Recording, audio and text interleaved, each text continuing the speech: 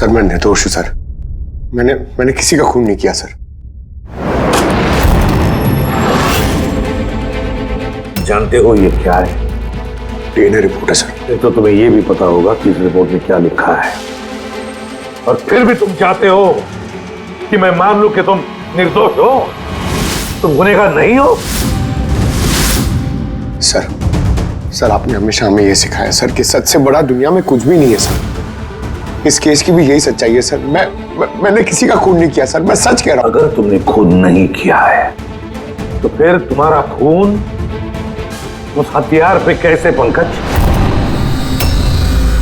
मुझे नहीं पता सर। कैसे नहीं पता तुम्हें? हा?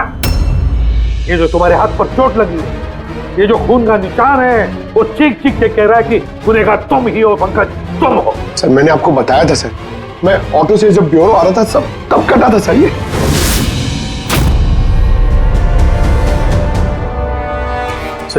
ये भी हो सकता है कि कोई पंकज को फंसाने की कोशिश कर रहा हो।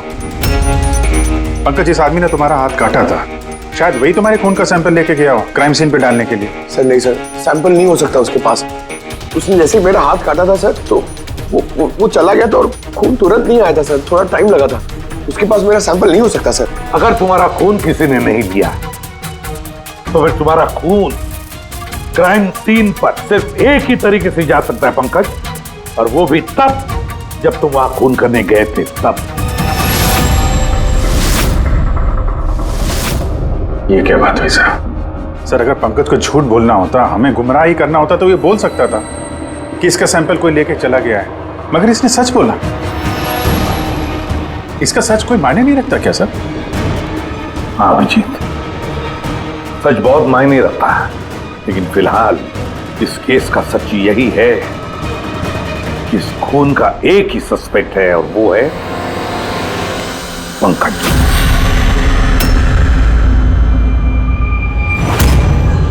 मैं तुम्हें सीआईडी से सस्पेंड कर रहा हूं। सर मेरा यकीन कीजिए सर, मैं सच कह रहा हूं। मैंने खून नहीं किया, मुझे मेरे पिताजी की कसम है सर। पंकज, तुम्हारी गन और बैच। सर, एक बेटा अपने पिता के श्राद्ध के दिन उसकी झूठी कसम कैसे खा सकता है सर? मैंने तुमसे नहीं पूछा फ्रेडी। गन और बैच।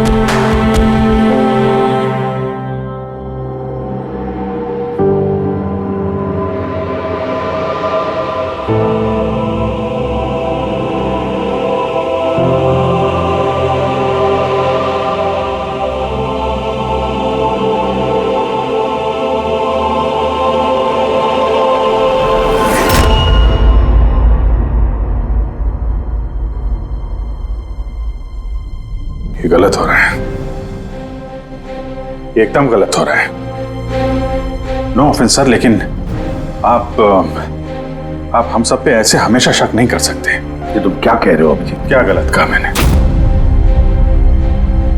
जब भी कभी किसी सीआईडी ऑफिसर के ऊपर झूठा इल्जाम लगता है, आप हम पे कभी भरोसा नहीं करते। ये तुम क्या बोल रहे हो अभिजीत? मुझे तुमसे ये उम्मीद नहीं थी। हमारी भी थोड़ी बहुत उम्मीद है सर आपसे। आपके एक इशारे पे जान देने को तैयार खड़े रहते हैं हम लोग।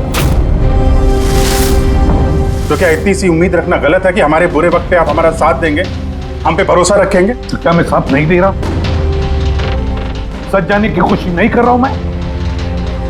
सच के इस सफर में आपने कई बार हमारे आत्मसम्मान को चोट पहुंचाई है सर, हमारे फर्ज, हमारी वफादारी पे शक करके। जब मुझ पे झूठे इल्जाम लगे थे, आपने मुझ पे भरोसा नहीं किया था। और जब तक अभिजीत निर्दोष साबित नहीं होता, उसे जेल में ही रहना होगा। जब दया पे झूठे इल्जाम लगे, आपने इस पे भी भरोसा नहीं किया। मगर शायद आप ही एक बात भूल गए, एक बार आप पे भी ऐसा झूठा इल्जाम लगा था।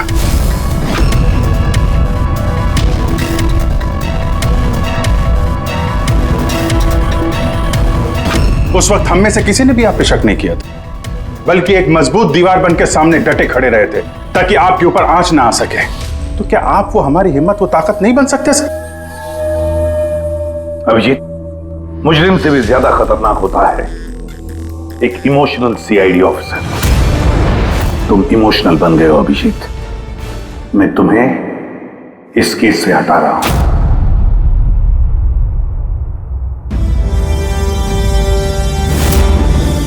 दया, पूर्वी, अब से पंकज की केस तुम दोनों इन्वेस्टिगेट करोगे, सिर्फ और सिर्फ तुम दोनों।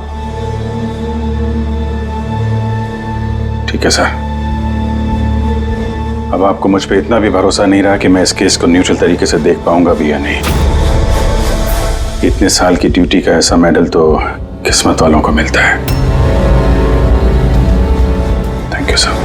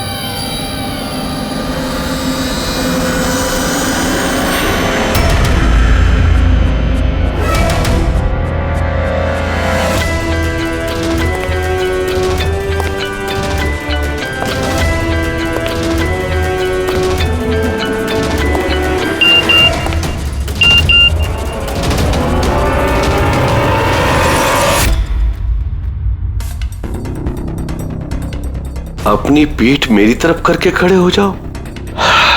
चलो ये भी करके देख लेते हैं।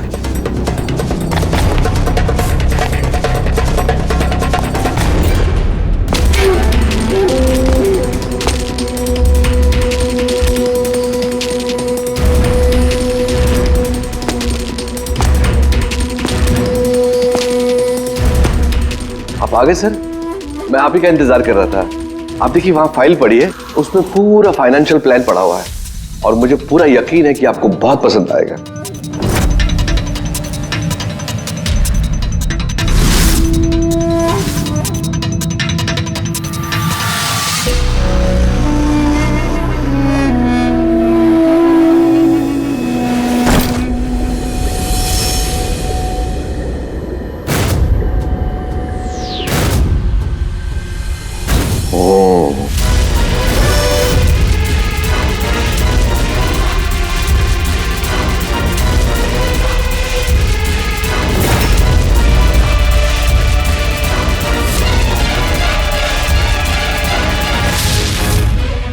अरे ये तो नकली है।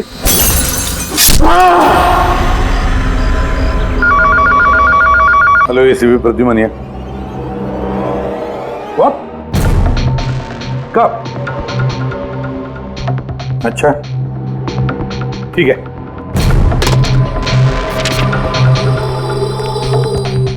दया, अभिजीत, विक्रम विजय का खून हो गया।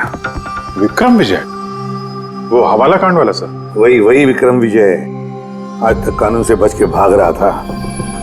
आज उसका कत्ल हुआ, उसके ही घर में। एक न एक दिन तो ये होना ही था सर, इतने सारे दुश्मन पाल रखे थे उसने। सर रियली सॉरी सर, थोड़ा लेट हो गया। क्या बात है पंकज, कहाँ रह गए थे तुम? सर वो डैड का श्राद्ध था सर, आज मंदिर गया था सर पूजा करने। ठीक है, और ये हाथ में क्या हुआ? अरे सर ये आते हुए लग गया, मामूली चोट है, इतना जोर से नहीं लगा सर।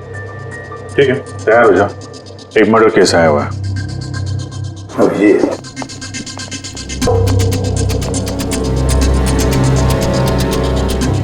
किसका मर्डर हुआ बुरे? विक्रम विजय का।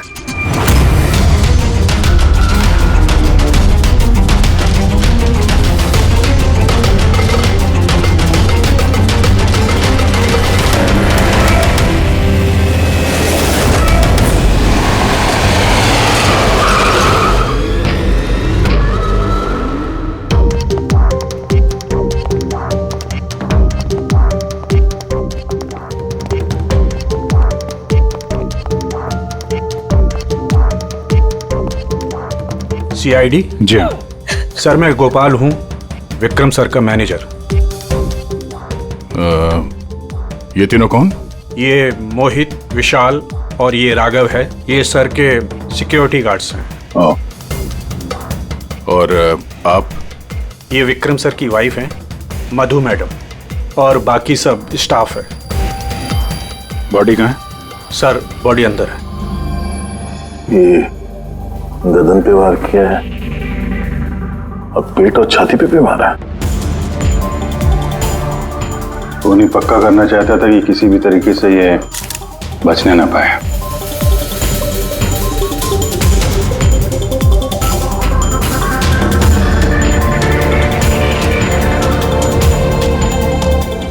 लगता है इससे हमला किया है इस पे।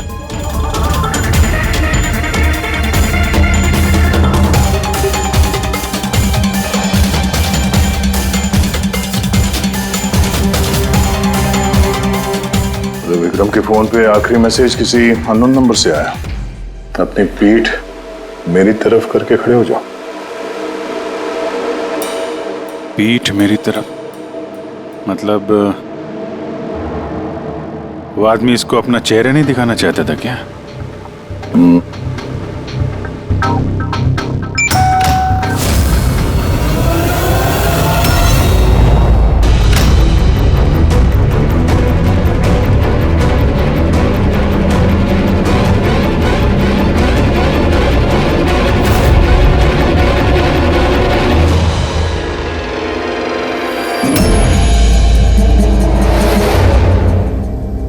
ये देखिए सर, फुलदान में से मुझे क्या मिला है?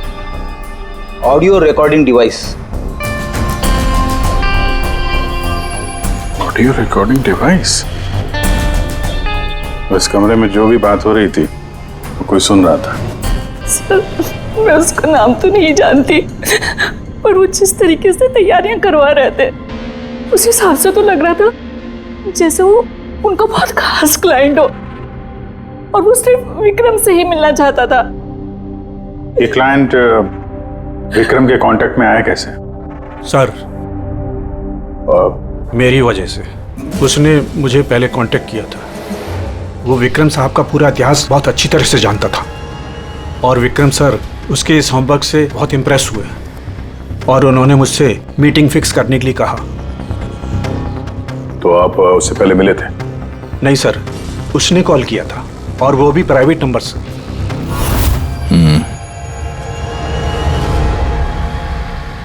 तो आप लोगों ने मीटिंग से पहले पूरी तैयारी कर ली थी? हाँ जी सर। उस कमरे को अच्छी तरह से चेक कर लिया था? हाँ। तो फिर ये ऑडियो की रिकॉर्डिंग डिवाइस ये कमरे में कैसे पहुंची? सर ये कहाँ से आया? फ्लावर में। फ्लावर पॉट में? वो तो तूने चेक किया था ना मोहित? मैंने चेक किया था सर, लेकिन मुझे फ्लावर पॉट में दिखा नहीं था। दिखा नहीं था? जी नहीं। अच्छा, ऐसे कैसे दिखा नहीं था? ब्यूरो चल, वहां पे अच्छे अच्छे को दिखने लगता है।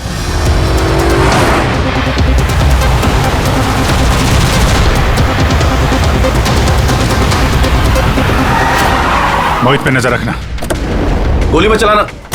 कैलाश सर, आप कौन है? ये सीबीआई ऑफिसर हैं कैलाश जी। कैसे है सर? बढ़िया। क्या बात है सर, आपने अचानक रास्ता रोक लिया?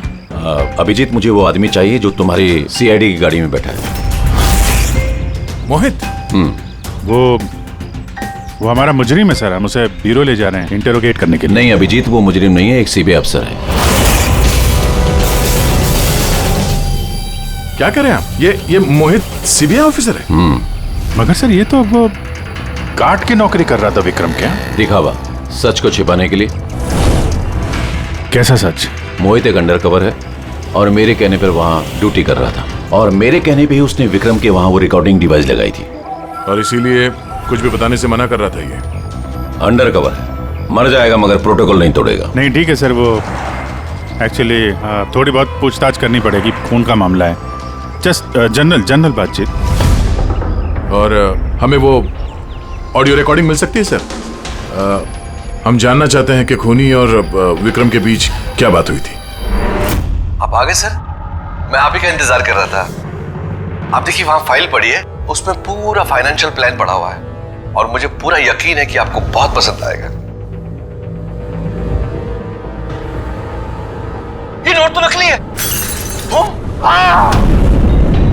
सर ऐसा लगता है कि विक्रम विजय खूनी को जानता है, इसलिए खूनी ने उसे अपना चेहरा देखने ही नहीं दिया।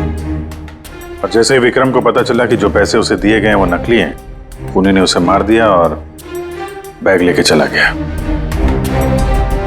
तो काम करते हैं, इस मोहित से अंडरकवर कॉप से पूछताछ करते हैं। I'm sorry सर, ये केस अभी तक बंद नहीं हुआ है, इसलिए अगर मैं आप लोगों को कुछ भी और बताता हूँ तो वो प्रोटोकॉल का उल्लंघन होगा, विच आई डोंट वांट। देखो मोहित, मैं तुम्हारे प्रोटोकॉल की इज्जत करता हूँ, मगर कोई तो ऐसी चीज होगी ना जो तुम्हारी इन्वेस्टिगेशन के दौरान तुम्हें मिली हो, मगर तुम्हारे प्रोटोकॉल के दायरे में होने के बावजूद भी तुम हमें बता सकते हो। कुछ तो बताओ जिसके जरिए हम खूनी तक पहुंच सके। मैं आप लोगों को केवल इतना बता सकता हूँ कि पिछले काफ़ी सालों से सीबीआई इस विक्रम विजय के पीछे लगी हुई थी। आज से 15 साल पहले सन 2002 में सीबीआई ने एक अंडरकवर ऑफिसर को भी विक्रम विजय के पीछे लगाया था, कुछ खास सबूत इकट्ठा करने के लिए, लेकिन कुछ हासिल नहीं हुआ और अनफॉर्चुनेटली हमारे वो ऑफिसर मारे गए। एक मिनट, नाम क्या था इस ऑफिसर का? इंस्पेक्टर अधिराज।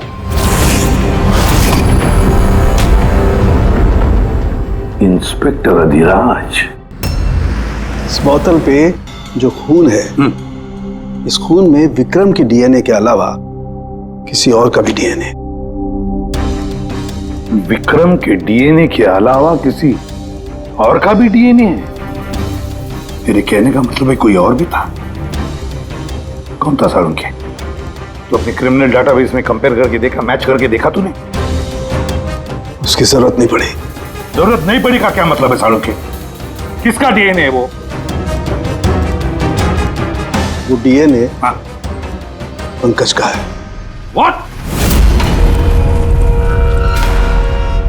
वो डीएनए पंकज का है? हमारे पंकज का? हमारे पंकज का। यार ये कैसे हो सकता है? CID officer Pankaj, CID officer Pankaj खून कर सकता है? हमारा एक ऑफिसर खूनी है। लेकिन सर पंकज खून क्यों करेगा? वही तो, सीआईडी ऑफिसर खून क्यों करेगा? सर, विक्रम के घर से 1 किलोमीटर की दूरी पर पुलिस को एक लावारिस मोटरसाइकिल मिली है सर। किसकी मोटरसाइकिल है वो? सर वो पंकज की है।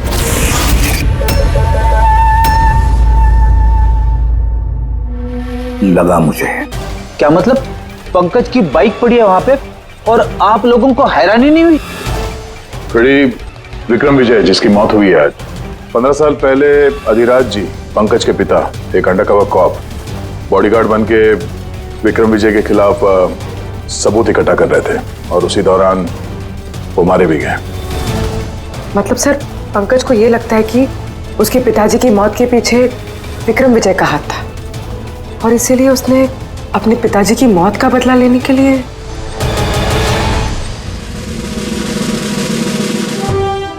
पंकज कहाँ है?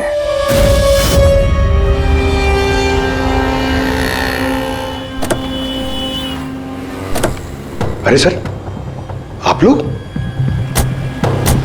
यही सवाल तो हम भी तुमसे पूछने वाले थे। तुम यहाँ क्या कर रहे हो? तुम तो बीमार थे ना? अरे सर, बाइक चोरी हो गई थी मेरी। ये सामने पुलिस स्टेशन में रिपोर्टर कहानी आया था। ये देखिए।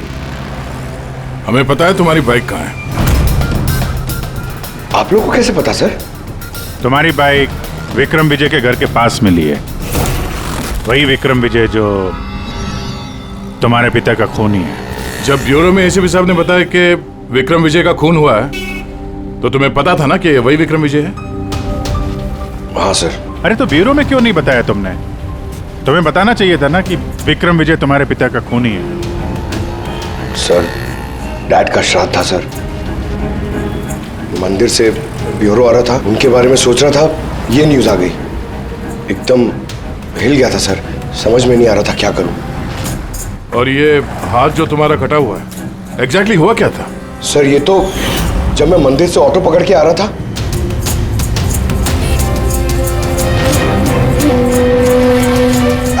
क्यों साहब? तो एक अनजान आदमी ये घाव देके चला गया, यूं ही बेवजह। सर, मैं जानता हूँ यकीन करना थोड़ा मुश्किल है, लेकिन सच यही है सर। पंकज यार, तुम तो हमेशा बाइक पे ब्यूरो आते थे ना, अचानक ऑटो में कैसे आया? अचानक नहीं सर, मेरी बाइक तो 2 दिन से खराब पड़ी है। तो तुम्हारी खराब पड़ी हुई बाइक कोई लेकर गया, उसने उसे रिपेयर करवाया और ठीक होने के बाद उसे एक लावारिस जगह पे छोड़ दिया। वो भी संयोग से एक ऐसे इंसान के घर के पास छोड़ दिया जिसका आज ही खून हुआ और जो तुम्हारे पिता का खूनी भी है। सर, आप लोग मुझ पे शक कर रहे हैं? आप लोग को लग रहा है उस विक्रम विजय को मैंने मारा है?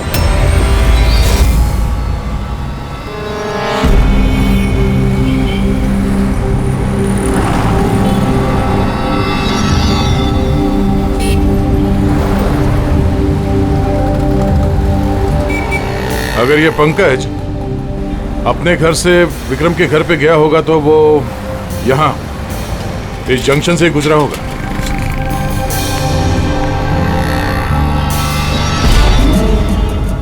सर, सिग्नल पे सीसीटीवी कैमरा लगा हुआ है। इस सीसीटीवी कैमरा के फुटेज से पता चल जाएगा कि पंकज यहाँ से गया था उस बाइक पे या कोई और था वो।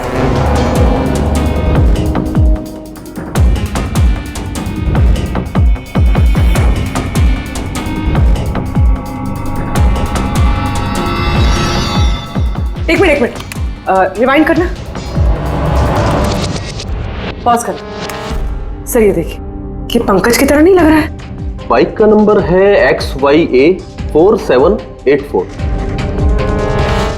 सर, पंकज की बाइक का नंबर भी यही है। पूर्वी, ये पंकज इतनी लापरवाही तो नहीं कर सकता कि एक जुर्म करने के लिए जाते वक्त सड़क पे एक और जुर्म करे, सिग्नल तोड़ने का। जरूर कोई है जो पंकज को फंसाना चाहता है और उसी ने ये सिग्नल भी तोड़ा है ताकि हमारा जो शक है पंकज के ऊपर वो और मजबूत हो जाए। मगर सर, पंकज को कौन फंसाना चाहेगा? शायद इसका कोई पुराना दुश्मन। सर, मेरा ऐसा कोई पुराना दुश्मन नहीं है जो मुझे फंसाने के लिए ऐसी साजिश रचेगा। सर, पंकज, दिमाग पर जोर डालो, कोई तो होगा। नहीं सर, अगर तुम्हारा कोई दुश्मन नहीं है तो फिर ये खून तुमने ही किया है। तुमने अपने पिताजी की मौत का बदला लेने के लिए, और वो भी उनकी बरसी के दिन। सर, मेरा बदला लेने की कोई मेंटालिटी नहीं है सर। मैं खूनी नहीं हूं सर, मैं एक CID ऑफिसर हूं। जहां तक पिताजी की बात है सर, मैंने तो उन्हें ठीक से देखा भी नहीं। सर मुझे तो ऐसा कुछ याद भी नहीं है जो उन्होंने हमारे साथ कोई अच्छा टाइम स्पेंड किया हो या हमारे साथ रहे हो। सर उन्हें तो फर्क भी नहीं पड़ता होगा कि उनका कोई बेटा है जिसे उनकी जरूरत भी है। सर मतलब तुम्हारे पिताजी के साथ तुम्हारे संबंध अच्छे नहीं थे? सर वो एक अंडरकवर कॉप थे सर। वो ज्यादातर अपने काम में ही बिजी रहते थे। घर गृहस्थी परिवार बच्चे उनसे उनका कोई लेना देना नहीं था सर। मुझे तो सिर्फ मेरी माँ ने पाला है सर। लेकिन फिर भी पंकज, तुम्हारी अपनी पिताजी के साथ कुछ ना कुछ तो यादें जुड़ी होंगी ना? कुछ भी?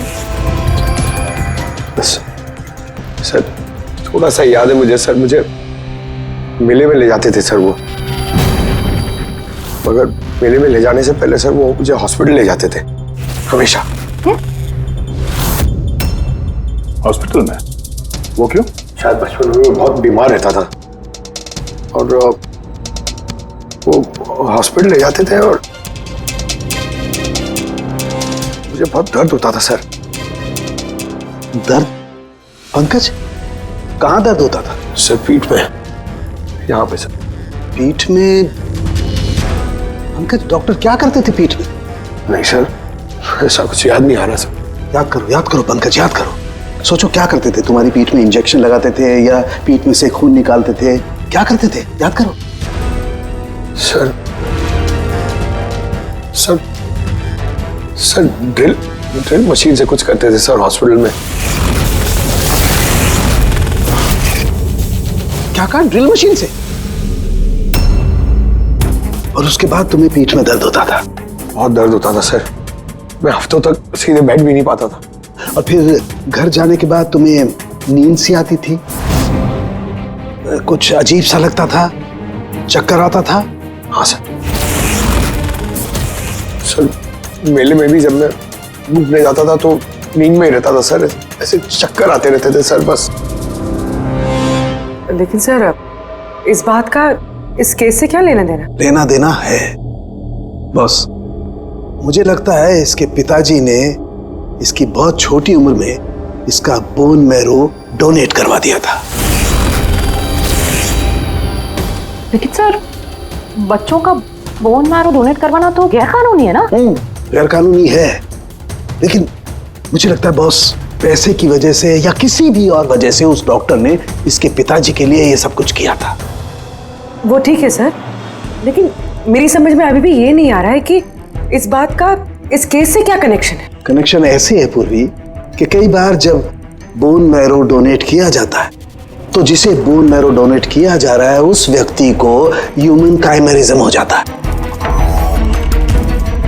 ह्यूमन काइमेरिज्म?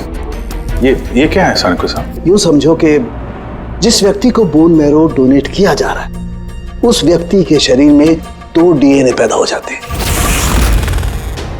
एक डीएनए वो जो उसका खुद का है ओरिजिनल, और दूसरा डीएनए वो जो बोन मैरो जिसका ट्रांसप्लांट हुआ है उसका। इसका मतलब है सर पंकज का बोन मैरो जिसे मिला शायद उसके खून में भी ये पंकज का डीएनए शामिल है। Exactly that. बस मुझे लगता है कोई बहुत ही खास होगा वो जिसके लिए पंकज के पिताजी ने ये सब कुछ किया। कोई ऐसा खास आदमी जो पंकज के पिताजी इंस्पेक्टर अधिराज के बहुत ही करीब था और उसकी मौत का बदला लेने के लिए उसने ये खून कर डाला। पर कौन?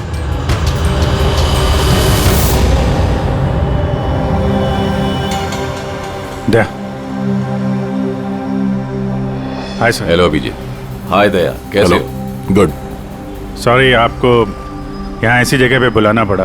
अभिजीत, जो इन्फॉर्मेशन तुमको चाहिए थी वो ना तो सीआईडी ऑफिस में दी जा सकती थी और ना मेरे ऑफिस में। थैंक यू सर आपकी मदद के लिए। पंकज एक ईमानदार ऑफिसर है सर, और आपकी मदद से शायद हम उसकी बेगुनाही साबित कर पाए। अभिजीत, तुम्हें याद है एक खतरनाक मुजरिम था राका, उसको पकड़ने में तुमने मेरी मदद की थी, तो समझ लो मैं उसी का बदला चुका रहा हूं। दोस्ती में बदले नहीं चुकाए जाते सर। एक्चुअली हमें पंकज के पिता इंस्पेक्टर अधिराज जी के बारे में जानकारी चाहिए, जितनी भी आप दे सकें। आपने काम किया है ना इंस्पेक्टर अधिराज के साथ? हाँ दया, अधिराज बहुत ही ईमानदार अफसर था और बहादुर भी। मुझे तो ये कहने में गर्व होता है कि हमने एक साथ काम किया। सर एक्चुअली हमें ये पता करना था कि उनके अंडर कवर मिशन के दौरान उनके कभी किसी से कोई खास रिश्ते बने थे। I mean, कोई नया परिवार, ऐसा कुछ। अभिजीत, ये जो अंडर कवर की दोहरी जिंदगी होती है, मुश्किल होता है जीना।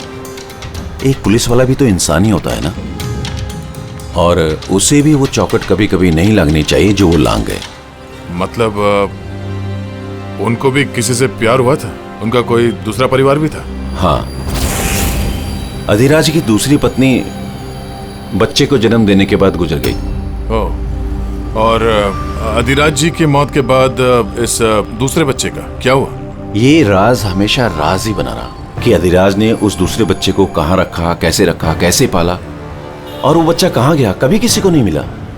और ये जो बच्चा है दूसरी शादी से, क्या उम्र रही होगी उसकी? ये पंकज से कोई 2-3 साल बड़ा होगा। शादी पंकज की माँ से पहले हुई थी, पर बच्चा दूसरी बीवी से पहले हुआ था।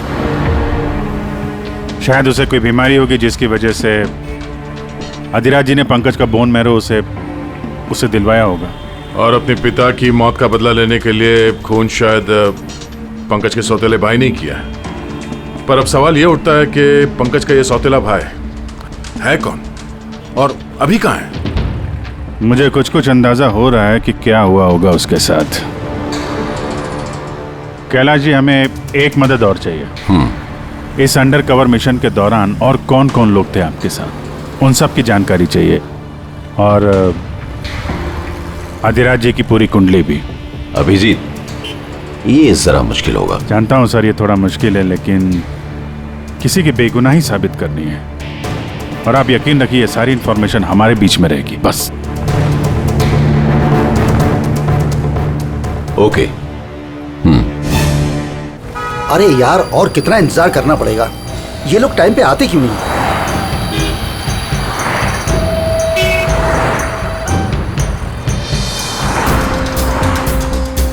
अरे यार, आधे घंटे से इंतजार कर रहा हूँ। अरे मुझे आज ही पूरा पैसा चाहिए। अरे मुझे निकलना है इस शहर से आज ही। तेरा हिसाब तो मैं आज, अभी और इसी वक्त चुकता कर दूंगा।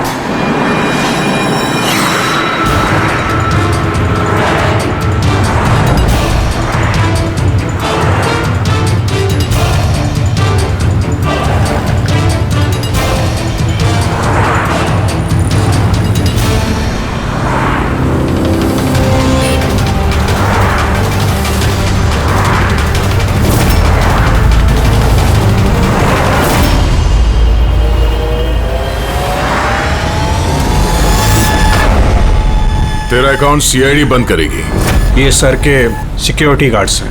नहीं अभिजीत, वो मुजरिम नहीं है, एक सीबीआई अफसर है।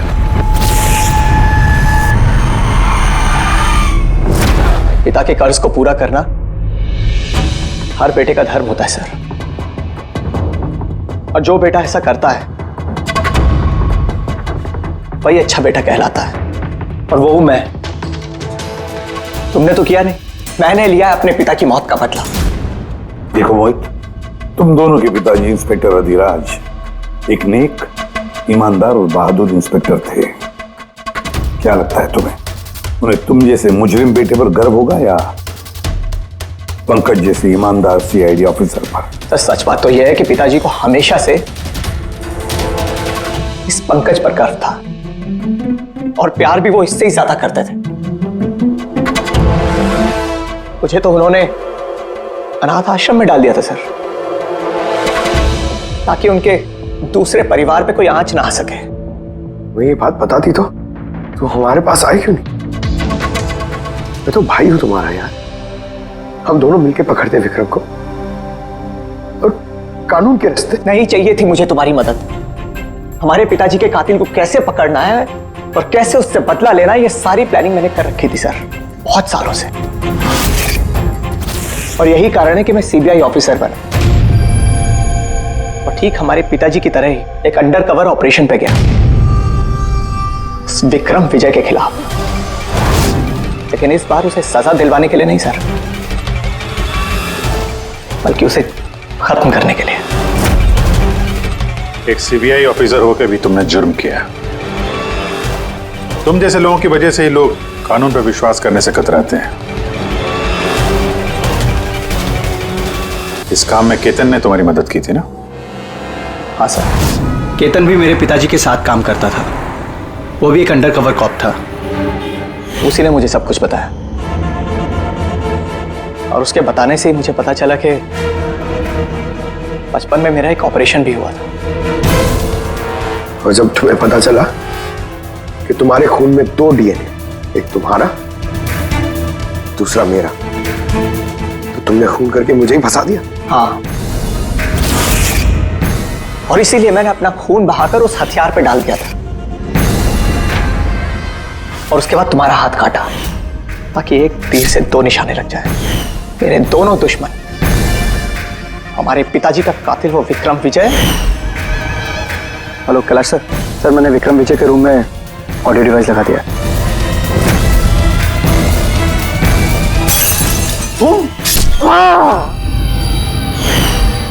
और तुम मुझसे इतनी नफरत क्यों है तुम्हें भाई? क्यों ना करो तुमसे नफरत? आज तक सब कुछ तो तुम्हें मिला है। हमारे पिताजी का नाम, उनका प्यार, उनकी इज्जत, सब कुछ। और दुख की बात तो यह है कि ये सब कुछ मिलने के बाद भी तुम्हें इतना सा भी होश नहीं था कि हमारे पिताजी का कातिल है कौन। अगर आज मैं नहीं होता तो हम दोनों के पिताजी का कातिल आज भी जिंदा होता और खुला घूम रहा होता। और तुम्हें क्या मिला मोहित? जेल? और खून करके तुम्हारे पिताजी को क्या मिला मरने के बाद? शर्मिंदगी? सर, एक बात पूछ सकता हूं आपसे? आप लोग मुझ तक पहुंचे कैसे? क्योंकि मैंने कोई कसर नहीं छोड़ी थी सारे सबूत पंकज के खिलाफ करने में। मोहित, हम जानते थे कि पंकज ऐसा कभी नहीं करेगा। और रही बात तुम तक पहुंचने की, जब हमें 2 डीएनए के बारे में पता चला तो हमने तुम्हारे पिताजी इंस्पेक्टर अधिराज का बैकग्राउंड चेक किया। उसमें हमें पता चला कि उनका और भी एक बेटा है, तुम। और फिर बस हमने उस बेटे की पूरी कुंडली निकाली, मतलब तुम्हारी। और फिर सारा मामला समझ में आ गया। बहुत गलत किया तुमने मोहित, बहुत गलत किया। कानून तुम्हें कड़ी से कड़ी सजा देगा, शायद उम्र कैद या फांसी।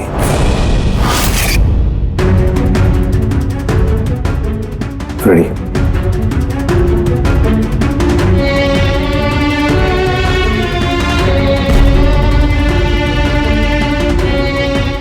फ्रेडी सर,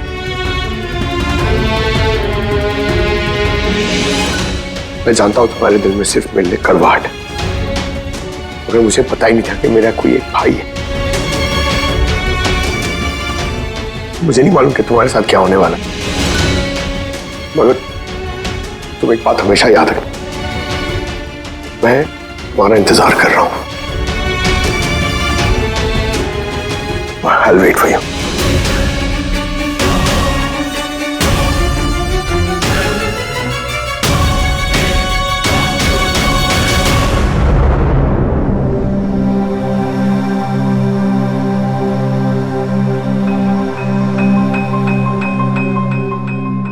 पंकज, देखो, तुम्हारे में ये जो अच्छाई है ना, इसे कायम जिंदा रखना, कायम।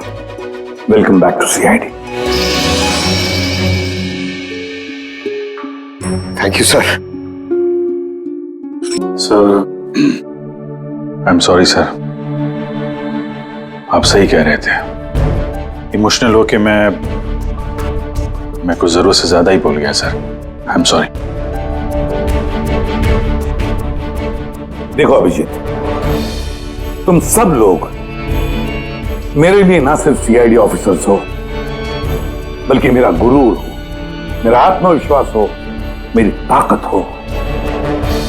और एसीपी प्रद्युमन ने आज तक अपनी ताकत पर कभी शक नहीं किया और ना कभी करेगा। इम्तिहान की घड़ियां तो आती है और आती रहेंगी भी, मगर फर्ज की राह पर चलते वक्त अगर अपने बेटे पर भी गोली चलाना क्यों न पड़े, हाथ कांपने नहीं चाहिए।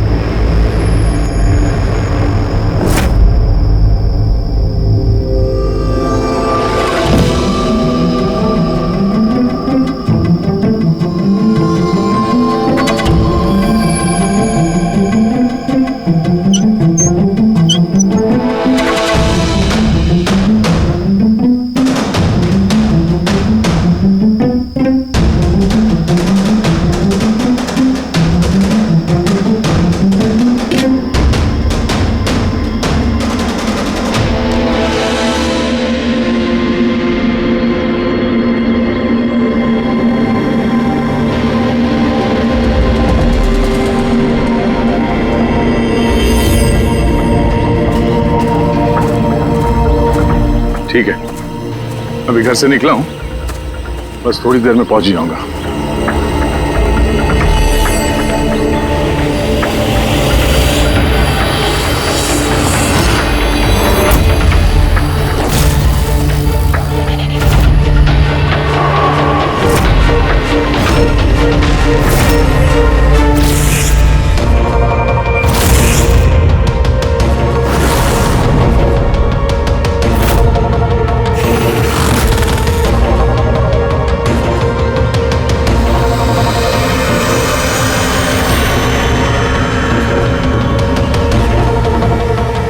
संजना प्रकाश को किसी ने मारा, 16 में छुपाया। अरे हम तीनों के घरों में एक ही मैसेज है। समझ में नहीं आ रहा किसी ने मजाक किया है या फिर सचमुच कोई मदद मांग रहा है। नहीं यार, मजाक तो नहीं लग रहा है। सर मजाक में कोई इतना जोखिम क्यों उठाएगा? ऐसा लगता है कोई हमसे मदद मांगने की कोशिश कर रहा है। हाँ वैसे ही होगा, वरना कोई हिम्मत क्यों करेगा हमारे तीनों के घरों में घुसकर ये सब लिखने की, और वो भी रात को।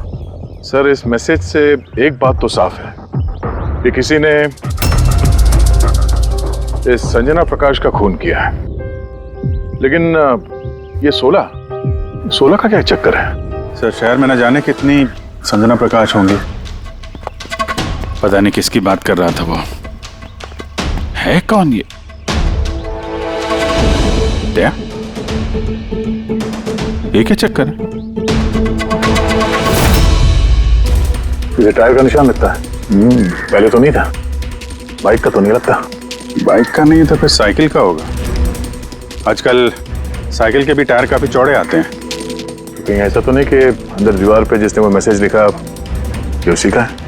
कोई साइकिल पे आता है, हमारे घरों में घुसता है और मैसेज लिख के जाता है। पता लगाना पड़ेगा ये साइकिल वाला है कौन।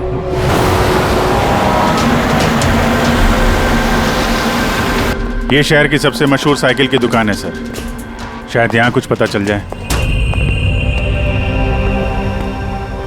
आइए सर, क्या चाहिए? कुछ इंफॉर्मेशन चाहिए। सीआईडी यहाँ? क्या हुआ साहब? तो ये देखिए, ये किसी साइकिल के टायर के निशान है। क्या बता सकते हैं कि ये कौन सी साइकिल है? आइए सर।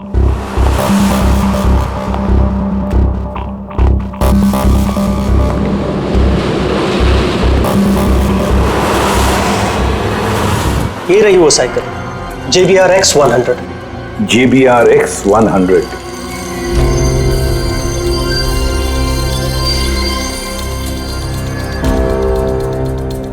ये देखिए सर, मैं तो पहले ही पहचान गया। क्या बता सकते हैं ये ऐसी साइकिल कौन खरीदता है? मेरा मतलब है किसके पास हो सकती है ऐसी साइकिल? ये बता पाना तो नामुमकिन है सर, क्योंकि JBR की ये साइकिल इस वक्त काफी फैशन में है। हर हफ्ते कम से कम 50 पीस तो मेरी हर दुकान की ब्रांच से बिकती है। अच्छा। शहर में अनगिनत पीसेस होंगे, उनमें से इस साइकिल के मालिक का पता कैसे चल पाएगा सर? ये हाईटेक साइकिल है। 21 गया ना? जी। शॉक ऑब्जर्वर, लेटेस्ट डिजाइन, कीमत भी अच्छी खासी होगी इसकी तो। कीमत 30,000 रुपए से शुरू है। मतलब ये जो कोई भी है वो अच्छे खासे, मतलब अमीर घर का ही होगा। चलो देखते हैं। Thank you very much.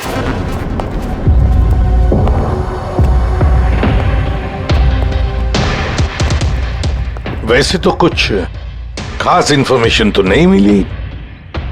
लगता है इन्वेस्टिगेशन कुछ थोड़े अलग तरीके से करना पड़ेगा। संजना और 16। संजना तो समझ में आ रहा है, पर ये 16 क्या है? एड्रेस भी हो सकता है, तारीख भी हो सकती है। समझ में नहीं आ रहा है आखिर ये सारा चक्कर है क्या?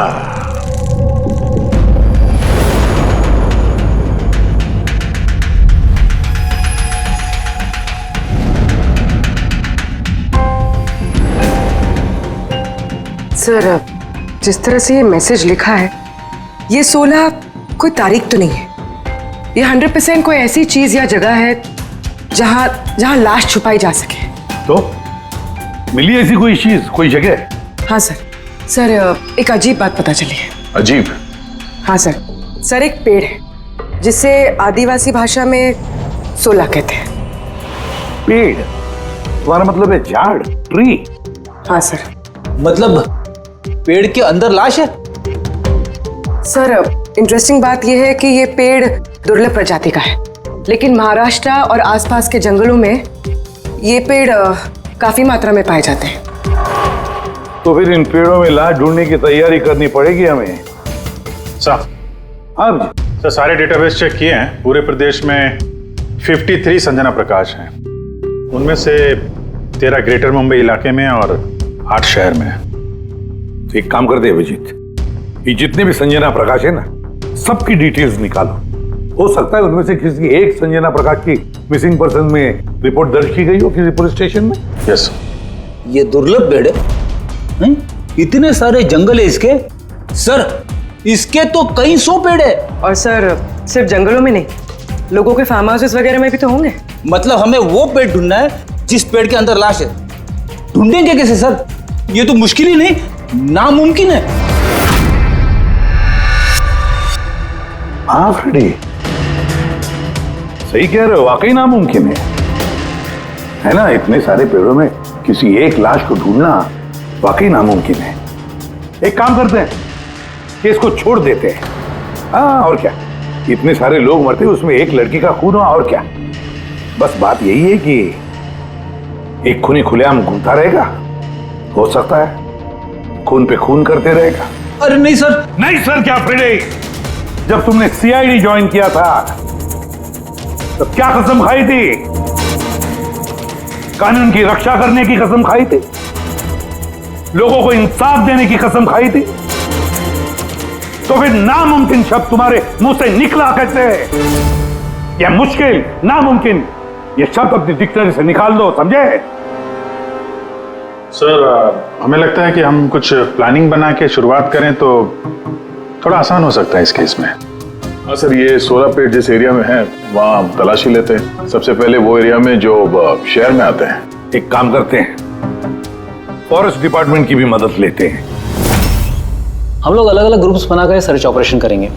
यहाँ से शुरू करेंगे, फिर यहाँ इस तरफ आगे बढ़ेंगे, फिर यहाँ, फिर यहाँ। वैसे एक एक पेड़ को चेक करने में लगभग कितना टाइम लग सकता है? कई दिन लग सकते हैं या कई हफ्ते भी लग सकते हैं। कोई चमत्कार हुआ तो ये काम जल्दी होगा।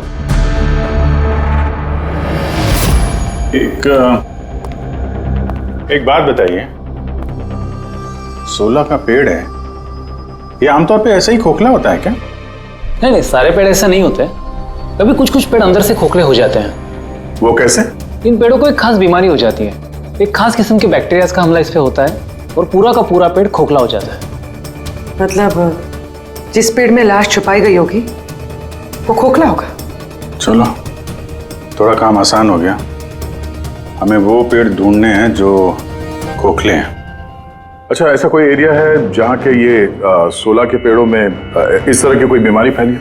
कुछ 1.5-2 साल पहले चणकोली फॉरेस्ट, उसमें बीमारी पाई गई। ये यहाँ पे काफी तेजी से बीमारी फैली थी और जब तक हम इसका इलाज कर पाते बहुत सारे पेड़ बर्बाद हो गए थे। और ये सारे 16 के पेड़ थे? जी हाँ। ये पेड़ अब भी वहां है? बहुत सारे।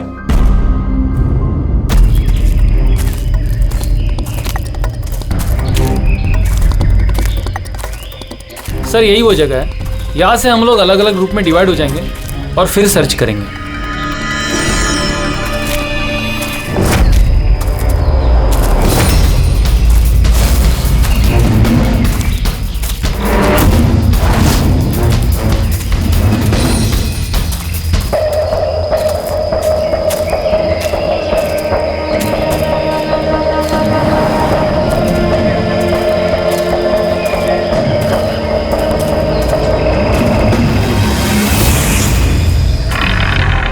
सर, सब जगह चेक कर लिया, किसी ने भी संजना प्रकाश के गुमशुदा होने की रिपोर्ट नहीं लिखवाई है।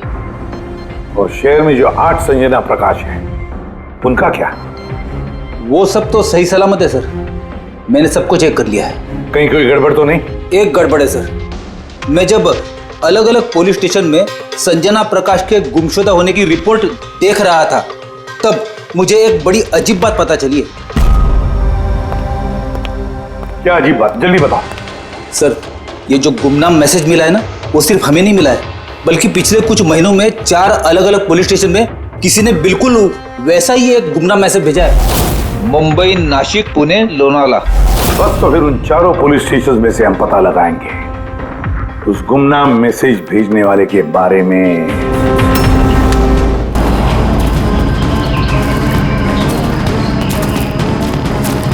अंधेरा होने वाला है। मेरे ख्याल से अभी हमें वापस चलना चाहिए। रात के समय जंगल में भटकना ठीक नहीं है। वरुण, थोड़ी देर और 10 मिनट देखते हैं, फिर चलते हैं।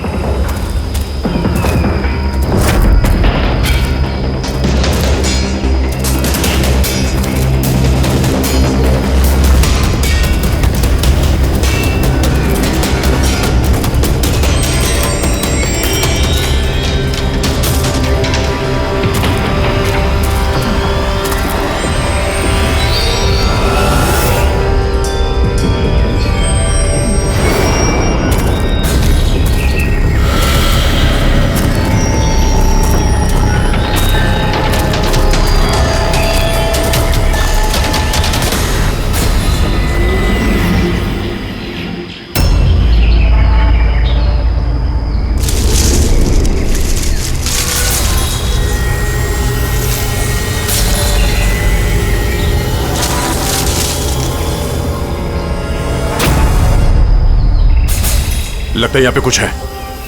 ये पत्ते निकालो, साफ करो इसे, जल्दी साफ करो। हाँ विजीत, यहाँ पे एक पेड़ मिला है, लगता है उसके अंदर कुछ है।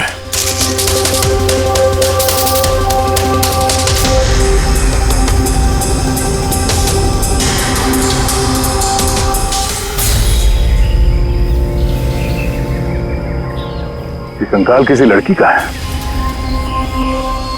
कहीं संजना का तो नहीं?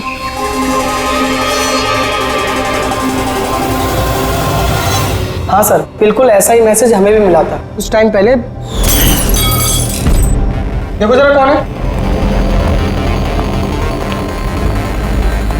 सब ये देखे। संजना को किसने मारा? 16 में छुपाया? सर हमें लगा कोई मजाक कर रहा है, मोहल्ले के बच्चे वगैरह, इसलिए सच्चाई का पता लगाना जरूरी नहीं समझा आप लोगों ने? कैसे पता लगाते सर? ना कोई लीड थी, ना कोई संजना नाम की लड़की की मिसिंग रिपोर्ट, ना कोई लावारिश लाश, तो फिर सर लीड तो नहीं, पर मैंने अपने लेवल पे इन्वेस्टिगेट जरूर किया था, पर ना ही मैसेज भेजने वाले का कोई पता मिला और ना ही खून या अपहरण हुआ हो। लिहाजा मुझे इसे मजाक मानकर छोड़ देना पड़ा। यह है वो मैसेज जो मुझे पुलिस स्टेशन की दीवारों पर लिखा मिला। बिल्कुल यही लिखावट, हमें भी ठीक ऐसे ही मैसेज मिला था। पिछले कुछ महीनों में 4 अलग अलग पुलिस थाने में और हमारे घरों में ये मैसेज देने वाला मजाक तो नहीं कर रहा होगा। सर, ये जो चारों शहर है, मुंबई, नासिक, पुणे, लोनावला, ये आपस में सैकड़ों किलोमीटर दूर है सर। मैसेज भेजने वाला सिर्फ मैसेज भेजने तो ये चारों शहर नहीं जाएगा सर। मुझे ऐसा लगता है कि उसका इन चारों शहर से कोई कनेक्शन है। सर, इस लड़की का खून चाकू मार के किया था और कंकाल के बोन डेंसिटी से ये पता चलता है कि मरते वक्त उस लड़की की उम्र करीब 20 साल के आसपास रही होगी। करीब 20 साल के आसपास। पूर्वी, जो शहर में 8 संजना प्रकाश हैं, उनकी उम्र क्या है? सर पहली की उम्र है 67, 43, 52, 21, 33, 39, 23 और 29। 21 साल और 30 साल। ये 21 साल वाली और 30 साल वाली जो संजना प्रकाश हैं, उनके बारे में फिर से पता करो।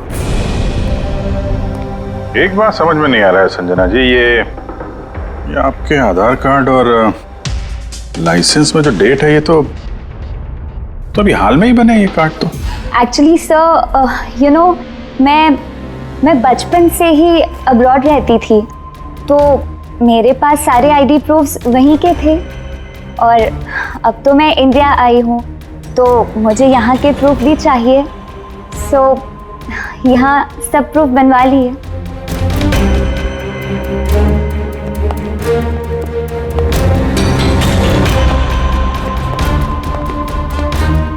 सर ये साइकिल देखिए।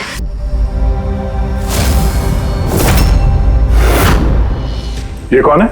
ये विक्की है, मेरा बेटा, संजना का छोटा भाई। विक्की दिख नहीं रहा, कहाँ है विक्की? मैं लेकर आती हूँ सर।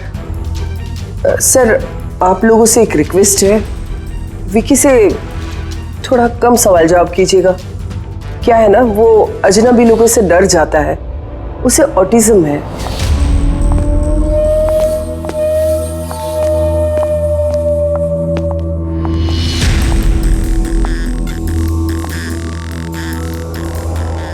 हेलो विक्की। वो क्या है कि ये अनजान लोगों से, अनजान जगहों से काफी घबरा जाता है। अरे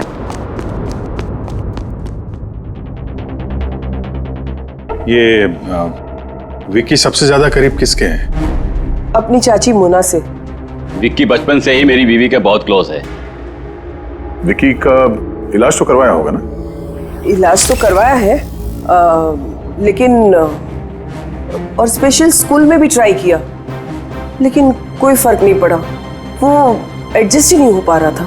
हाँ सर, हमने मुंबई, पुणे, लोनावला, यहाँ तक के नासिक में भी ट्राई किया, लेकिन कोई फायदा नहीं हुआ।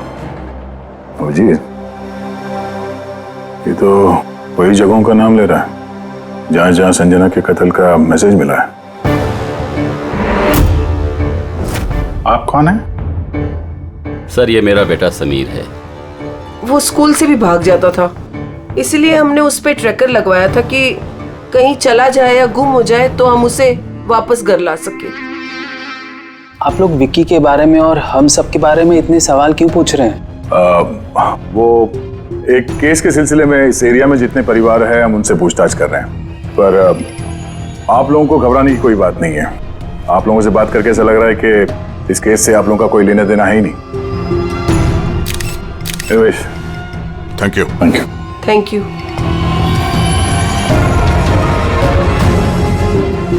चलो यहाँ से। संजना कुछ ठीक नहीं लग रही है, पता करना पड़ेगा। सर ये एज प्रोग्रेशन सॉफ्टवेयर है, इसकी मदद से हम ये पता लगा सकते हैं कि ये 5 साल की बच्ची 22-23 साल में कैसे दिखेगी। सर ये देखिए।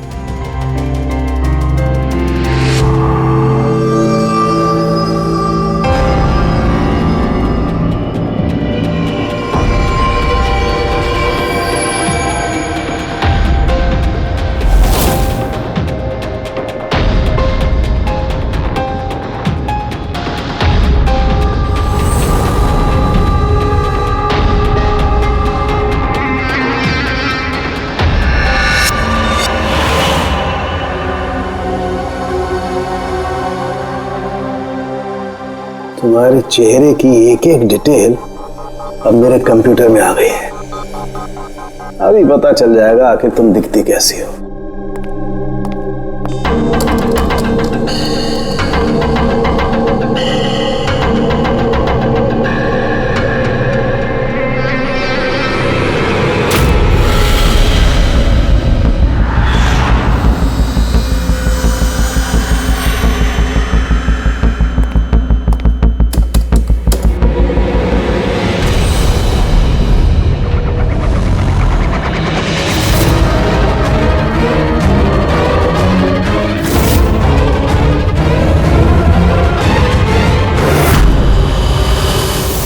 ये तो कोई और है सर। अभिजीत, ये असली संजना प्रकाश है।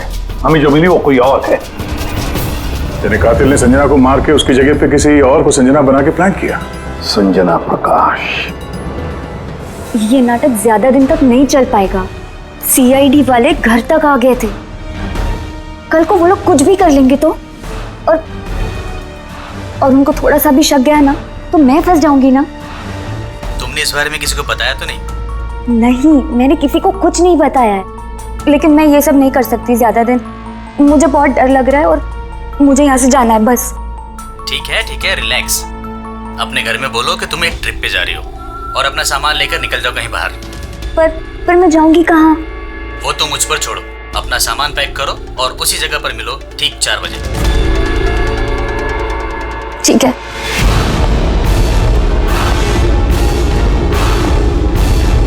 संजना कहाँ है? सर। संजना। सर सुनिए ना सर। किधर है? बुलाती हूँ सर। आप लोग यहाँ? हम संजना को गिरफ्तार करने आए। क्या? आप उसे गिरफ्तार क्यों कर रहे हैं? ऐसा उसने क्या किया है? एक कत्ल में शामिल है वो। हमारे पास उसके खिलाफ वारंट है। नहीं इंस्पेक्टर साहब, आपसे कोई गलती हो रही है। मेरी बेटी ऐसा नहीं कर सकती। इंस्पेक्टर साहब, बहुत सालों के बाद मैंने अपनी बेटी को पाया है। मैं उसे फिर से खोना नहीं चाहती। फिर से खोना नहीं चाहती मतलब? संजना 8 साल की थी, तभी मेरा और मेरे पति का तलाक हो गया। संजना को लेकर मेरे पति यूएस चले गए और उसके बाद कभी संजना से मुझे मिलने नहीं दिया। अभी कुछ महीने पहले इनकी डेथ हो गई और मेरी संजना का मुझे फोन आया कि माँ मैं तेरे पास आना चाहती हूँ, फैमिली से मिलना चाहती हूँ। बहुत मुश्किल से मुझे मेरी बेटी संजना मिली है। उसे गिरफ्तार मत कीजिए। आई एम सॉरी, लेकिन संजना को तो आप पहले ही खो चुकी हैं। संजना का खून हो गया है और जो लड़की यहाँ पे आपकी बेटी बन के रह रही है वो एक बहरूपिया है। संजना होने का ढोंग कर रही है वो।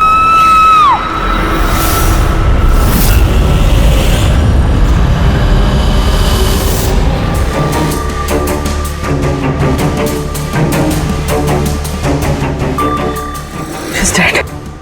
Oh no.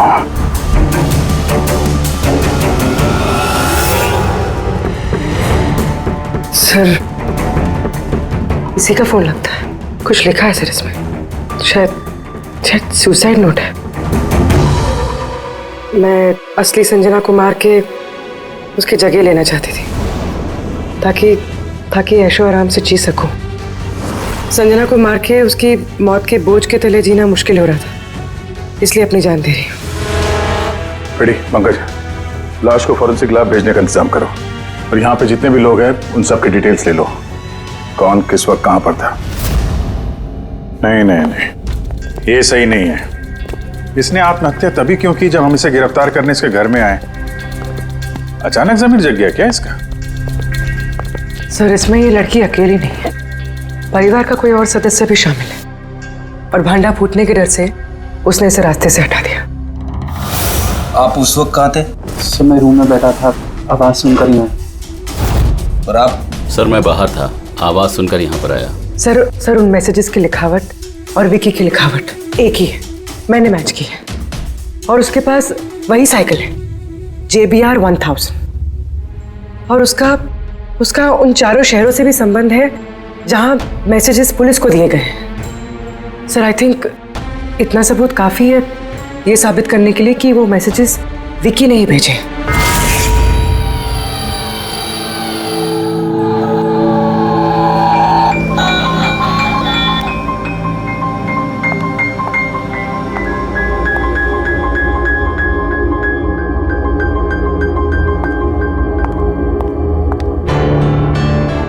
डरो मत बेटा, देखो कौन है, तुम्हारे दोस्त है बेटा, तुमसे बात करना चाहते हैं। मैं हूं ना यहाँ तुम्हारे पास, डरो मत बेटा। विक्की, आपकी मम्मी ने बताया कि आपको प्लेन बहुत पसंद है, हैं? अरे वाह, आपके पास तो बहुत सारे मॉडल्स हैं। आप मुझे दिखाएंगे प्लीज? प्लीज प्लीज मुझे दिखाओ ना प्लीज। दिखाओ दिखाओ बेटा, हैं? दिखाओ। ये वाला। अरे इसके पहले मैं आपको कुछ दिखाता हूं। आपके लिए गिफ्ट लाया हूं, देखिए, बहुत अच्छा है, आपको पसंद आएगा, देखिए।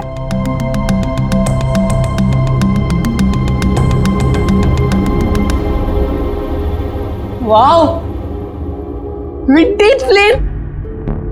मैं ना बड़ा होके पायलट बनूंगा, ये सब प्लेन उड़ाऊंगा। वाह, ये सारे प्लेन उड़ाऊंगा। मुझे भी बैठाओगे? पक्का पक्का। अरे वाह, अरे सुनो, मेरा एक दोस्त है, रियल में पायलट है, आप चाहो तो मैं उससे बात कर लेता हूँ, आप उसके साथ प्लेन में घूमना है, मम्मी को भी साथ में ले जाना, क्या बोलते हो? क्या बात है यार। अच्छा सुनो, एक बात बताओ, संजना दीदी के बारे में आपको कैसे पता चला? अरे विक्की, ये क्या बात हुई यार, हम लोग फ्रेंड है भाई, हमसे क्या छुपाना है? देखो, मैं पुलिस हूं, आप तो खुद बताना चाहते थे ना संजना दीदी के बारे में, हैं? प्लीज बताओ, कैसे पता चला? कुछ नहीं पहले मैं रात को किसी को जरा सा भी शक नहीं हुआ कि मैं असली संजना नहीं, नकली संजना हूं। अब असली संजना की लाश हमेशा के लिए 16 में छिपी रहेगी। हम यहाँ ऐश करेंगे।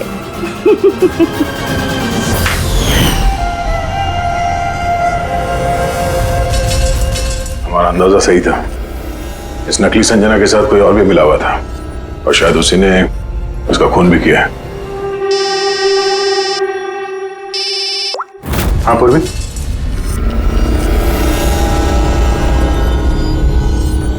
कहाँ पे? ओके ओके, इस नकली संजना के बारे में एक लीड मिल गई है। इसके फोन में एक सीक्रेट बैंक अकाउंट मिला है, इसमें इसका असली नाम है नैना, और इसी अकाउंट से ये हर महीने किसी को पैसे भेजा करती थी नागपुर में। नैना हमारी बेटी है सर, पेशे से एक एक्ट्रेस है, लेकिन एक असाइनमेंट के सिलसिले में वो मुंबई में रह रही है। लेकिन आप ऐसा क्यों पूछ रहे हैं? क्या हुआ है उसे? वो ठीक तो है ना? जी नहीं, ठीक नहीं है। नैना की मौत हो गई है। क्या? नहीं, वो नहीं मर सकती है।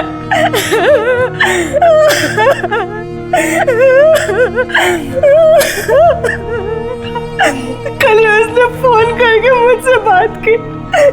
नहीं, उसकी मौत नहीं हो सकती, उसकी मौत। हमें शक है कि किसी ने उसका खून किया है। शायद उसने जिसके लिए वो काम करती थी। मैम प्लीज प्लीज मैम संभालिए। नैना को हम लोग वापस नहीं ला सकते, लेकिन उसके कातिल को पकड़ के उसको इंसाफ दिला सकते हैं। प्लीज संभालिए अपने आप को। किसके लिए काम करती थी वो? मुझे ज्यादा कुछ नहीं मालूम है। उसे एक अच्छा ऑफर आया था, काफी खुश थी वो। बोली माँ बहुत अच्छा रोल है। जॉब का ऑफर मुंबई से आया था।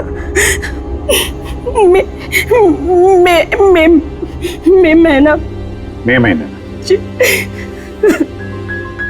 Thank you very much.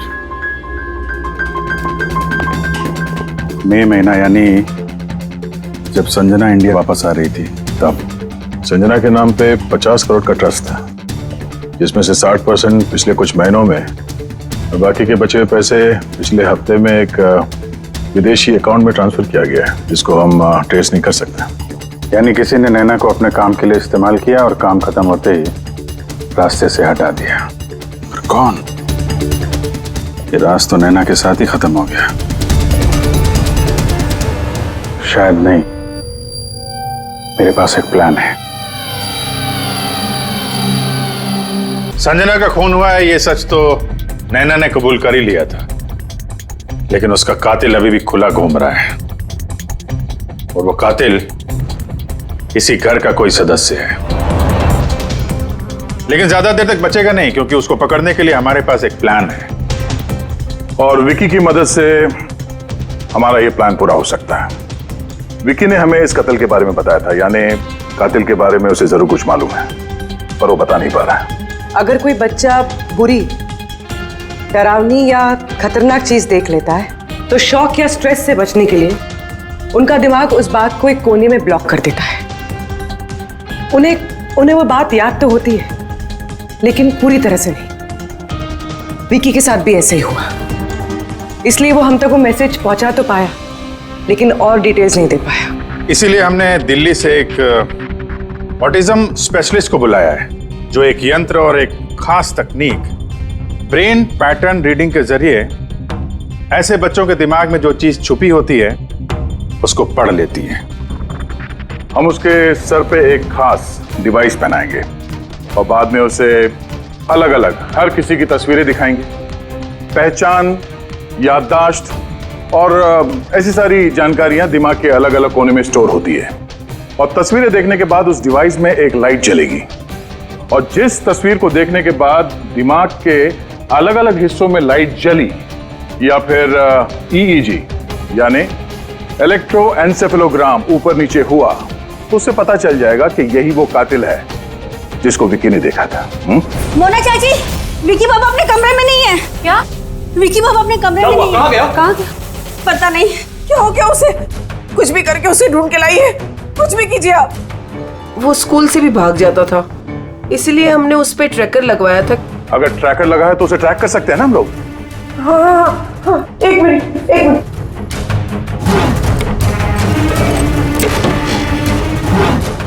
Sir, tracking device drawer में नहीं है।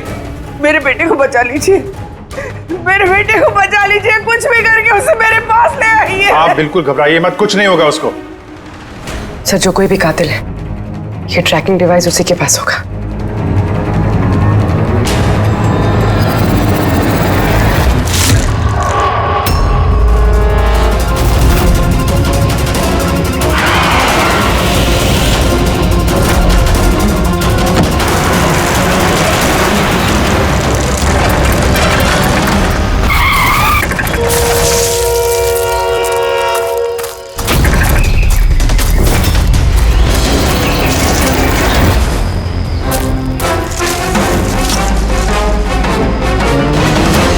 विकी नहीं है तो विकी कहाँ है?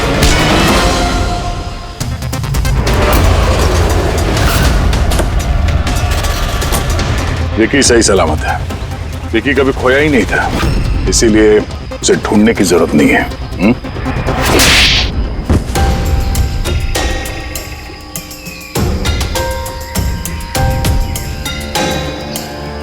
तू तो चूजा है मोहरा, असली खिलाड़ी कौन है ये बता। ये कातिल तक पहुंचने की हमारी चाल थी जो कामयाब रही। तो बस अब यही एक तरीका है कातिल तक पहुंचने का। पहले विकी के जरिए उस तक पहुंचने की बात करें और फिर विकी के गायब होने की खबर देंगे। कातिल डरा हुआ होगा, इसलिए ट्रैकिंग डिवाइस की मदद लेके वो विकी को ढूंढने की कोशिश करेगा, लेकिन वो विकी नहीं होगा, हमारा कोई आदमी होगा। ठीक है? ठीक है। इस प्लान की मदद से हमें कातिल तो मिल गया, लेकिन वो तो सिर्फ एक मोहरा था। असली मास्टरमाइंड कोई और ही है, और वो यही है, इसी कमरे में।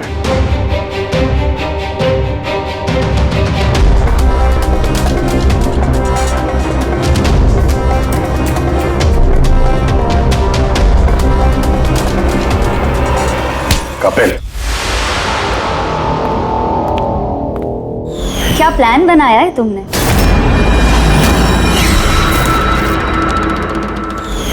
तूने अपनी चचेरी बहन को मार डाला? मैडम प्लीज, मैं तुझे जिंदा नहीं छोड़ूंगी।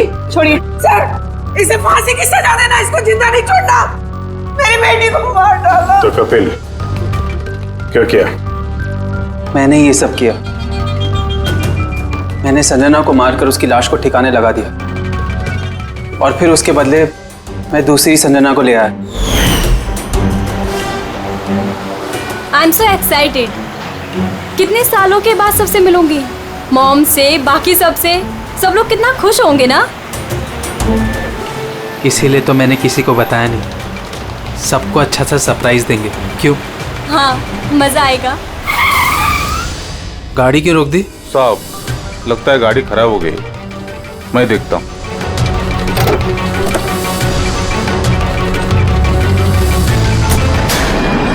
भाई, अभी कितनी दूर है घर यहाँ से?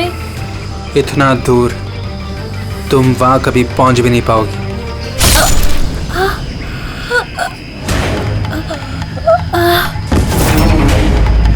उसके बाद हमने संजना की लाश को सोला के पेड़ में छुपा दिया।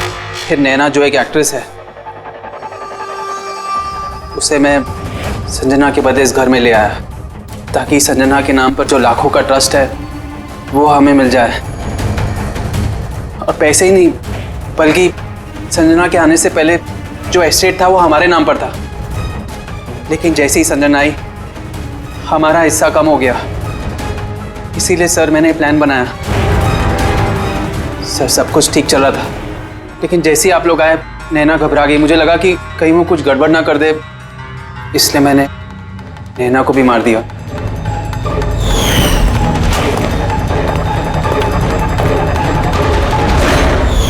लेकिन आप लोग ने सारे प्लान पर पानी फेर दिया। अभी तो सिर्फ पानी फिरा है, तुम्हारे गुनाहों की सजा मिलनी तो बाकी है। ले जाओ इसे। क्या विक्की? थैंक यू विक्की यार, थैंक यू वेरी मच। अगर तुम नहीं होते ना तो संजना को इंसाफ नहीं मिलता। तुम बहुत बहादुर हो। Thank you very much.